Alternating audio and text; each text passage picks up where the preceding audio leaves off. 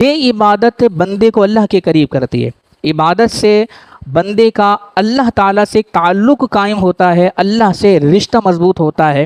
اسی لیے اللہ تبارک و تعالیٰ نے عبادت کا حکم ارشاد فرمایا، اور بندے پر اللہ کا یہ حق ہے کہ وہ اللہ تبارک و تعالیٰ کی عبادت کرے، کہ وہ ساری کائنات کو پیدا کرنے والا، وہ اس انسان کو پیدا کرنے والا، اسے بے شمار نعمتوں سے نوازنے والا، تو وہ حقدار ہے کہ اس کی عبادت و پرستش کی جائے۔ تو اللہ تعالیٰ نے فرمایا وما خلقت الجن والانس الا لیعبدون، اور میں نے انسان اور جن کو اپنی عبادت کے لیے پیدا کیا۔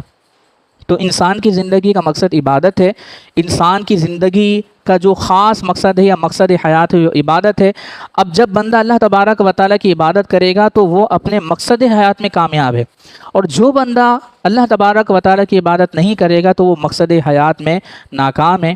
اسی لیے شاعر نے کہا کہ زندگی آمد برائے بندگی، زندگی آمد برائے بندگی، زندگی بے بندگی شرمندگی۔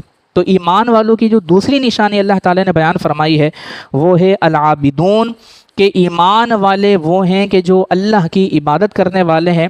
اور عبادت کا مفہوم میں نے ذکر کیا کہ کسی کو الہ مان کر اس کی بارگاہ میں کمال درجے کا تذلل، عاجزی، انکساری اختیار کرنا، یہ عبادت کہلاتا ہے۔ بندہ جب اللہ تبارک و تعالیٰ کی بارگاہ میں نماز ادا کرتا ہے تو اپنی سب سے بلند و بالا چیز سجدے میں لے جا کر اس کی بارگاہ میں پیش کر دیتا ہے، گویا کہ اپنی بلند چیز کو زمین پر اس کی بارگاہ میں رکھ کر یہ انکساری، تذلل، عاجزی کا جو کمال درجہ اختیار کر لیتا ہے، اس کو عبادت کہتے ہیں۔